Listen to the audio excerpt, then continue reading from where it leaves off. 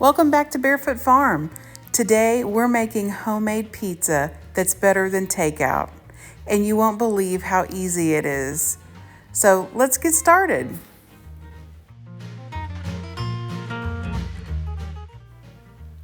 To make this dough, all you need is very simple ingredients. There's no need to use 00 pizza flour. All-purpose will work just fine. To get started, you'll add 1 1/3 cup of warm water, no hotter than 110 degrees, to your mixing bowl. Then you'll add 1 teaspoon of sugar, and then you'll want to combine with your mixer for just a few seconds. Then you'll want to add 1 packet or 2 1/4 teaspoons of active dry yeast to your sugar water. Once added, combine for just a few seconds so that the yeast can fully incorporate with the sugar water, and then let set for at least 5 minutes. After your yeast has had a chance to bloom, then you will add 2 tablespoons of extra virgin olive oil and 1 tablespoon of coarse sea salt.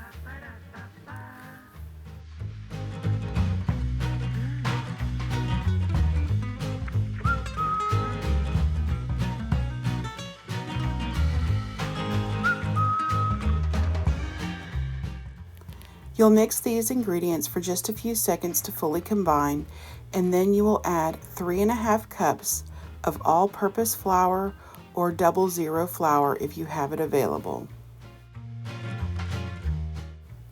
Please note that your dough may require extra flour if you have high humidity or if it's raining that day.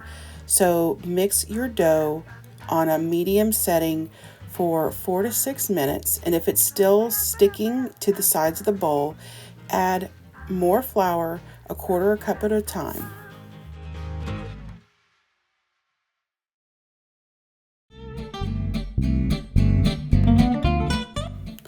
When your dough is ready, it should be pulling away from the sides of the bowl and slapping the bowl like it is here. It should not be sticking at all.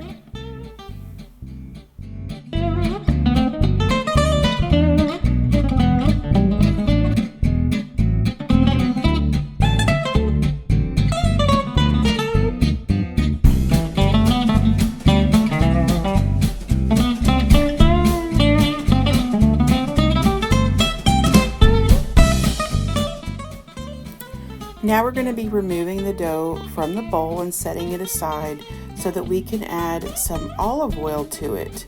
You'll want to make sure to rub the olive oil along the sides of the bowl so that when we put the dough back in, it won't stick during its rise.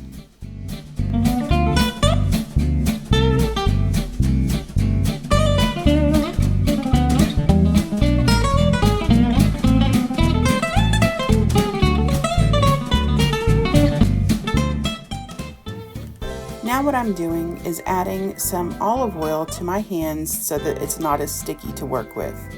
And then what we're going to do is form this into a ball by pulling the sides down and rotating the dough so that we're creating a tight ball with a smooth surface. Once that's done, we'll add it back to the bowl, making sure to get oil on all sides of it, and then it will rest for 1 hour in a warm oven with the light bulb on.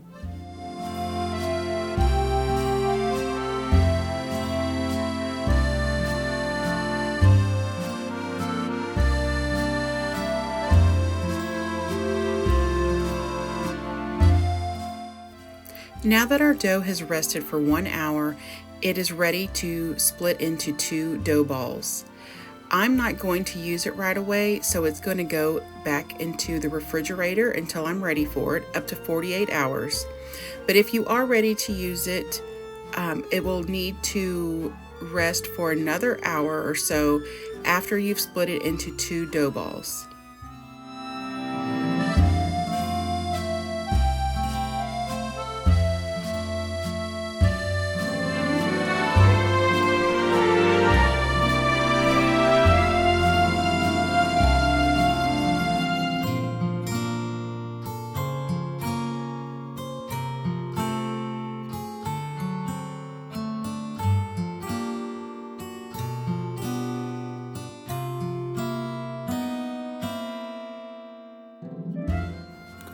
Once again, we will be taking our dough and pulling in the sides and rotating the dough to make a firm dough ball that has a tight top.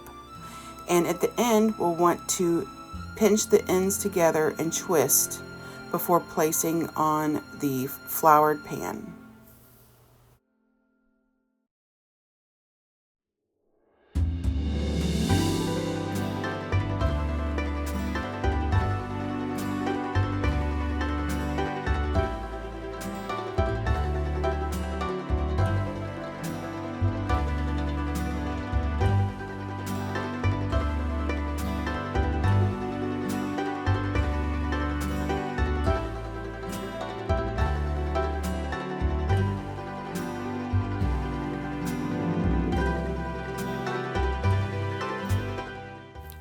While the dough is resting, make sure to cover it with plastic wrap so that the dough does not dry out.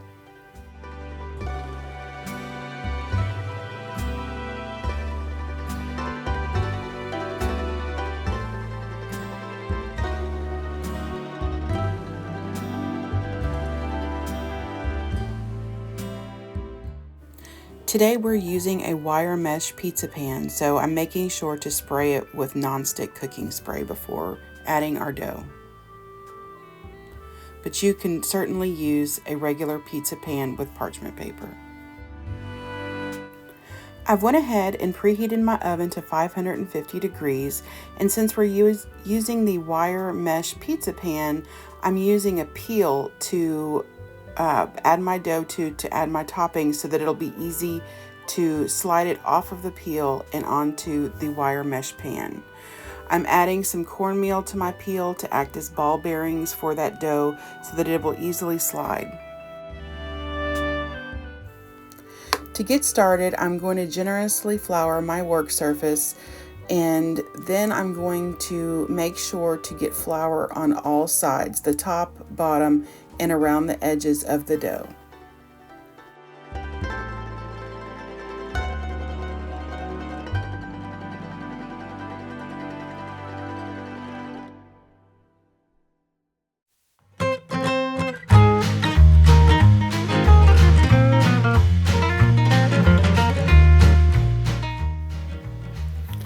Now I'm going to use a floured rolling pin and roll my dough out to about 16 inches. You can certainly roll the dough as thin as you'd like. I'm just having to contain it to 16 inches because of the size of my peel. But if you're using a pizza pan, then it's not an issue. You can roll it out as wide and large as you want.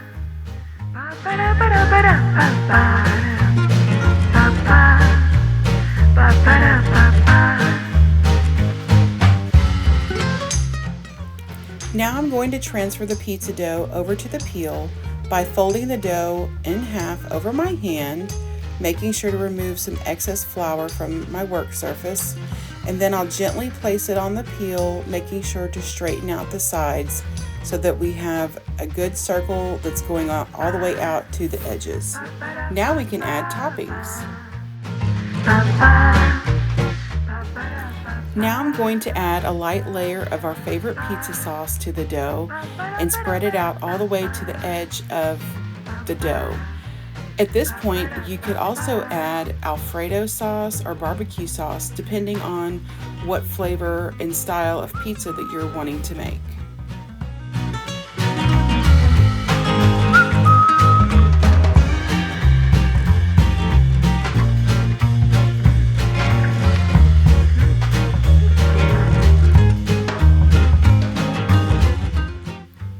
Next, we'll be adding a layer of cheese. Today, we've decided to use these tiny mozzarella balls for the top of our pizzas. This pizza is actually going to also be a pepperoni and Italian sausage.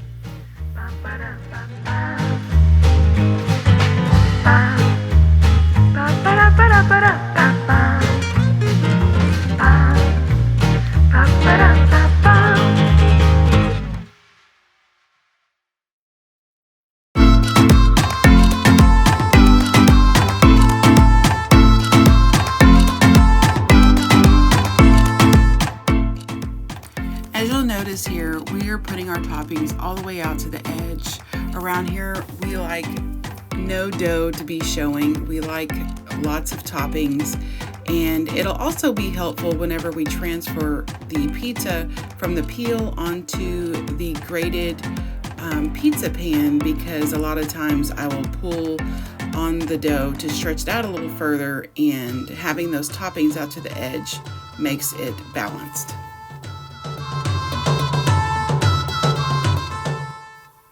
Now it's time to move the pizza from the peel to the pan. And so what I'm doing is giving it a little bit of a jiggle and then pulling on the edge, and then it will easily slide off of the peel.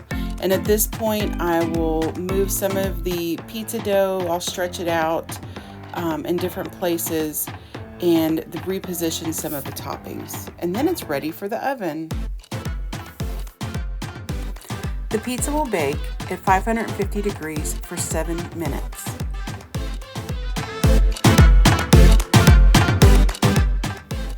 While our first pizza is in the oven baking, I'm going to go ahead and get started on our second pizza.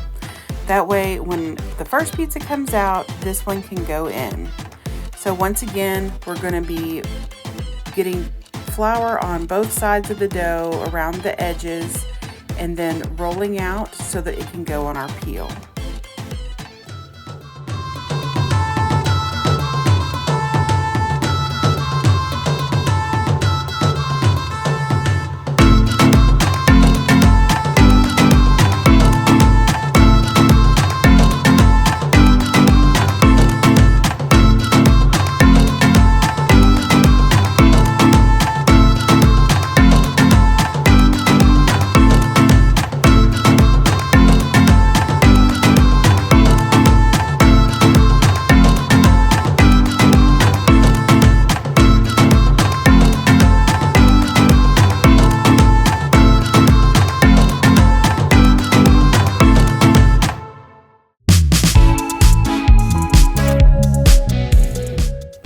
This pizza will be pepperoni, but we're going to be adding some sliced garlic stuffed green olives, black olives, and pickled jalapeno.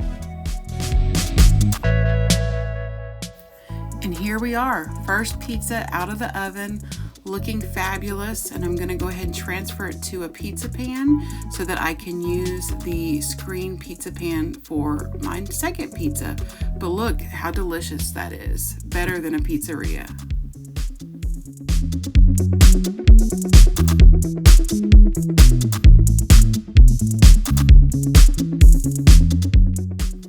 Now it's time to finish up pizza number 2 and get that in the oven.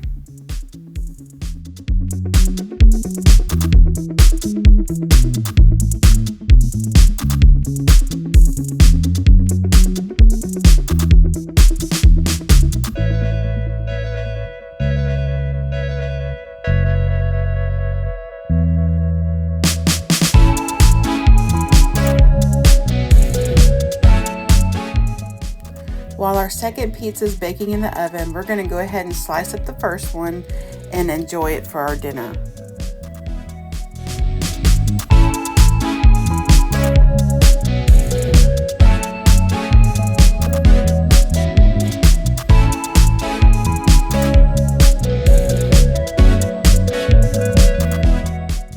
All right, y'all, here it is, pizza number 2, and it looks delicious. So I'm so glad that y'all stopped by and watched us make pizzas. We love having pizzeria style pizza, but we don't love the price these days. And we love to be able to control our ingredients. So I hope you give this recipe a try, and I hope you love it, and I hope you come back again. Thanks so much for stopping by. See y'all again.